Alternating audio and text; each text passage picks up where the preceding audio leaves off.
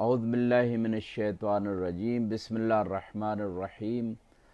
अल्हम्दुलिल्लाहि रब्बिल आलमीन वस्सलातु वस्सलामु अला सय्यिदिल अंबिया वल मुरसलीन व अला आलिहि तय्यबीन अत्ताहिरीन वल्लअनतु दाइमा अला आदाइहिम अजमईन मिनल आन इला क़ियाम यौमिद्दीन हस्बुनल्लाहु व निअमल वकील निअमल मौला व निअमन नसीर रब्बि यस्सिर वला तुअस्सिर व तम्मिम बिल खैर अस्तग़फिरुल्लाह रब्बी व अतूबु इलैह अस्तग़फिरुल्लाह रब्बी व अतूबु इलैह।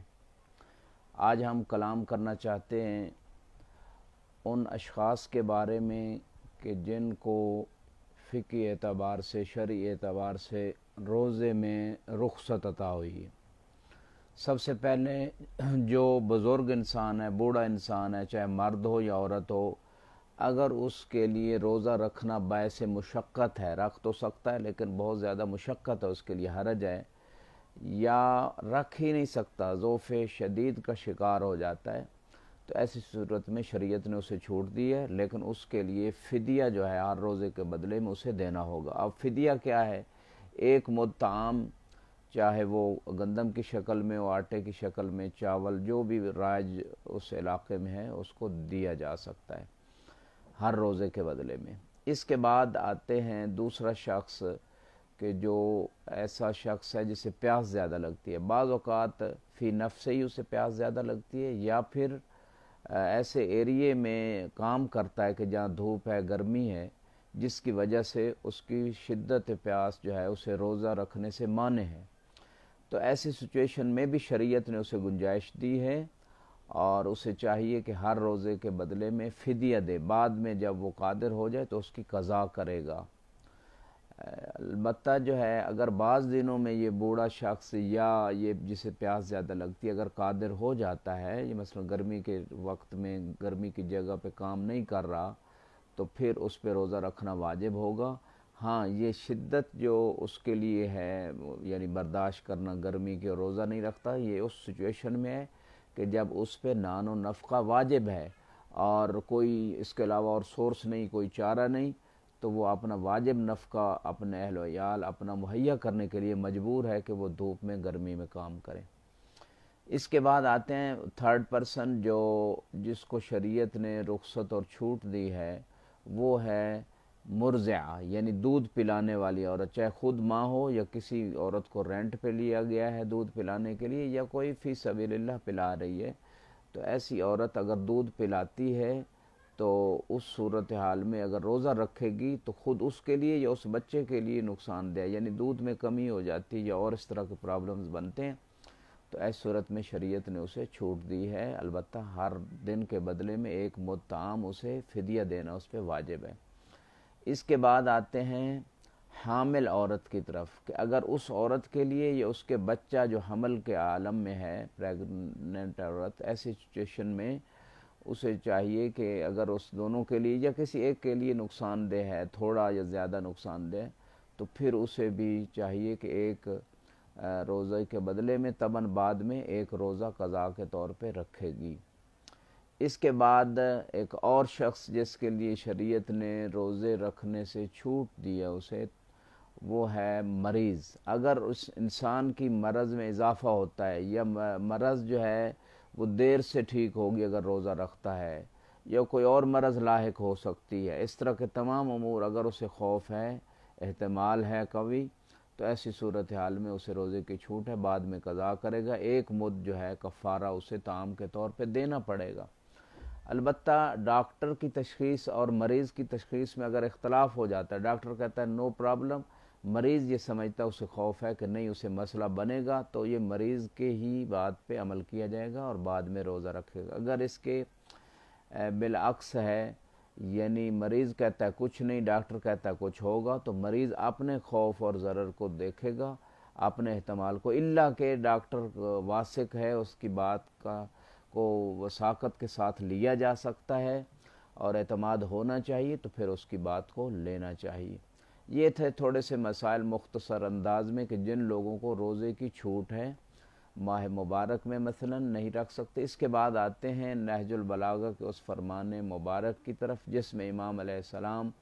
ارشاد فرما رہے ہیں من عظم صغار المصائب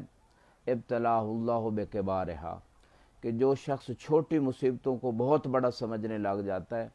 ایسے شخص کو اللہ سبحانہ و تعالیٰ بڑے بڑے مصائب میں مبتلا فرما دیتا ہے۔ اب ایک فلسفی ہے مصائب میں مبتلا ہونے کی، خصوصاً مومنین کے حوالے سے۔ اس فلسفے میں اگر ہم اختصار سے بات کریں تو خدا ایک تو بندوں کو آزمائش میں اس لیے ڈالتا ہے کہ ان کا ایمان اور عمل مزید خالص ہو جائے۔ جیسے سونے کو پرکھنے کے لیے آگ میں ڈالا جاتا ہے، مومن کو پرکھنے کے لیے مصائب میں کہ ایمان کس مرحلے میں ہے۔ اور دوسری ریزن اور فلسفہ مصائب کا یہ بھی ہے کہ انسان کے درجات کی بلندی پروردگار چاہتا ہے۔ تیسری ریزن جو روایات میں بیان ہوئی ہے فلسفی، وہ انسان کے گناہوں کی بخشش مصائب کے ذریعے سے ہوتی ہے، اور اسی طرح انسان جو ہے خدا سے کنیکٹ ہوتا ہے، خدا سے رابطہ بڑھتا ہے، اس کا دنیا اور دنیاوی فانی چیزوں سے اس کا کنیکشن ضعیف ہوتا ہے یا اس کا تعلق ٹوٹتا ہے۔ تو یہ سارے فلسفے کچھ روایات میں عرض کر دیتا ہوں۔ یہاں پہ جو مصائب کے حوالے سے وارد ہوئی ہیں، چھوٹے چھوٹے مصائب کو چھپانا بھی چاہیے، ظاہر نہیں کرنا چاہیے، مستحب ہے، اس سے انسان کو اجر زیادہ ملتا ہے، قرب خدا نصیب ہوتا ہے، اور چھوٹے مصائب کو بڑا نہیں سمجھنا چاہیے۔ بلکہ بعض روایت میں ہے کہ مومن جو ہے وہ مصیبت کو نعمت سمجھتا ہے جب ایمان کامل ہو جاتا ہے۔ بہار الانوار میں رسول اسلام سے روایت ہے 67 نمبر جلد میں،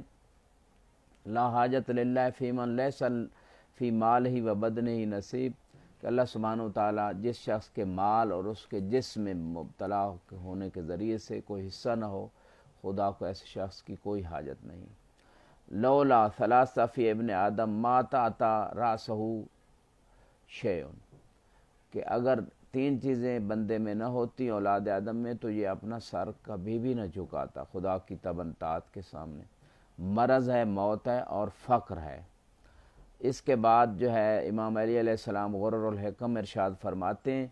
اذا رأیت اللہ سبحانہ یتابع علیک البلا فقد ایقظک، اگر آپ دیکھیں کہ اللہ سبحانہ وتعالیٰ آپ پہ بار بار مصیبتیں نازل کر رہے ہیں تو خدا آپ کو متنبہ کرنا چاہتا ہے، غفلت سے نکالنا چاہتا ہے۔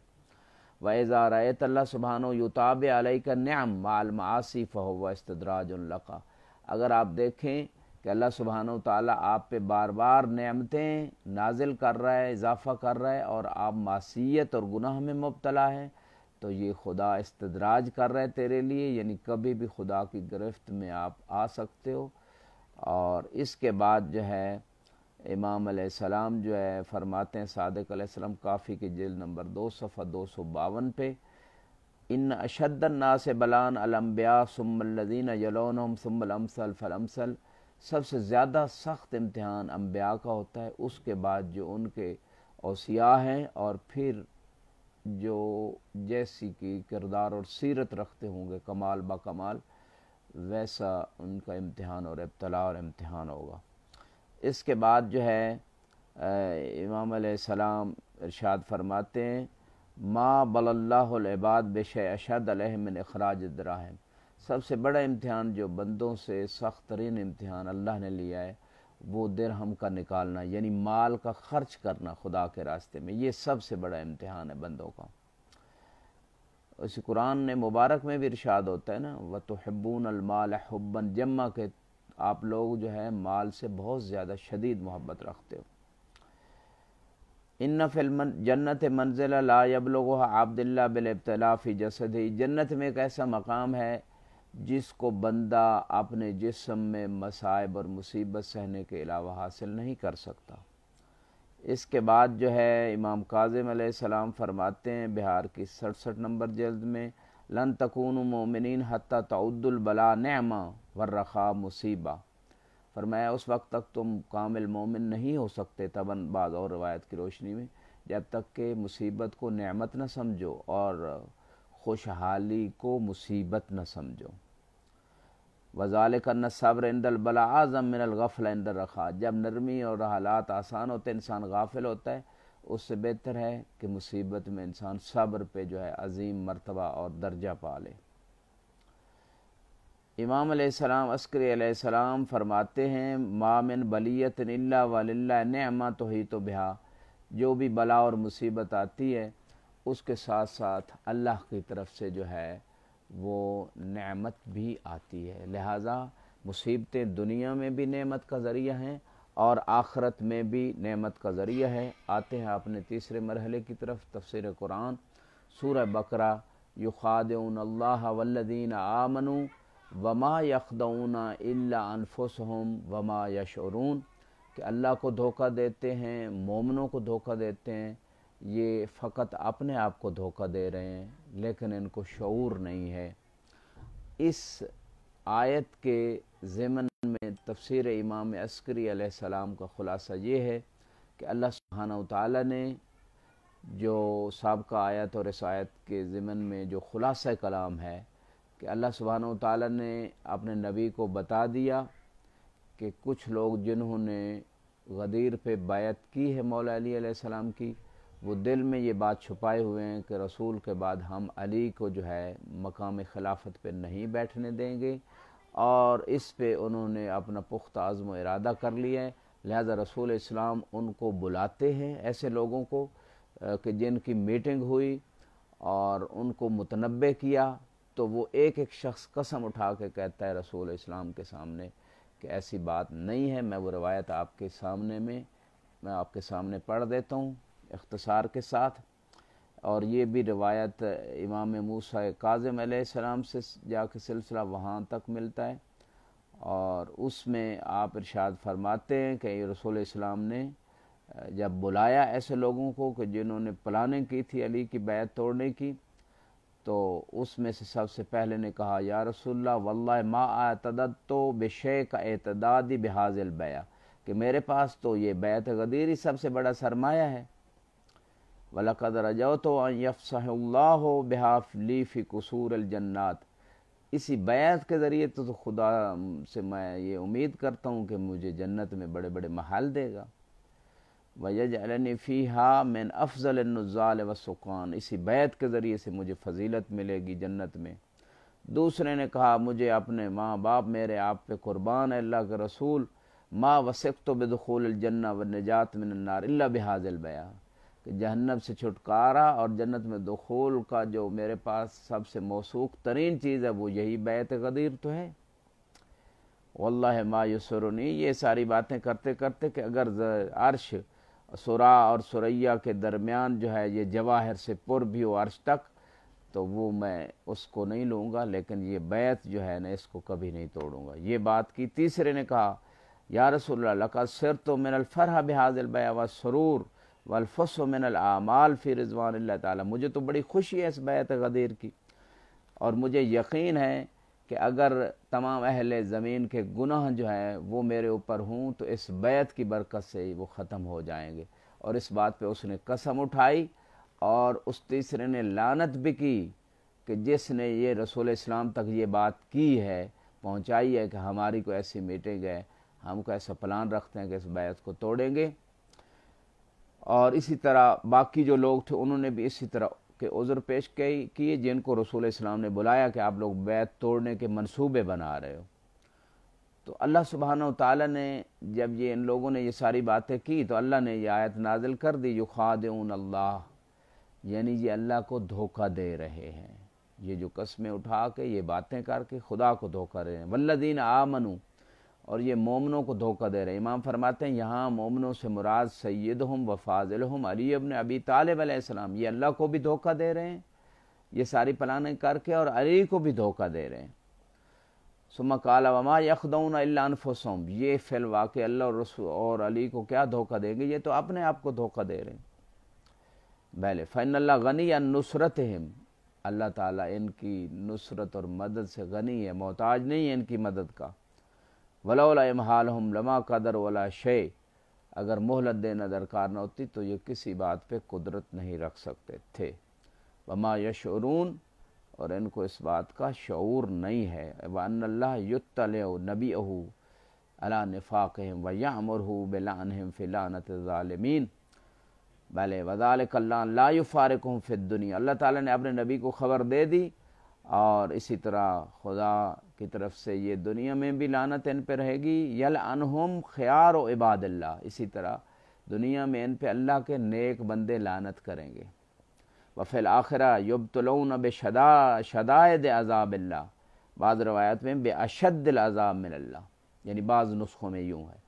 کہ روز قیامت جو ہے یہ اللہ کی طرف سے شدید عذاب میں مبتلا ہوں گے اور دنیا میں اللہ کے نیک بندوں کی لعنت کے مستحق ہوں گے. وآخر دعوانا ان الحمد للہ رب العالمین. پروردگار سے دعا ہے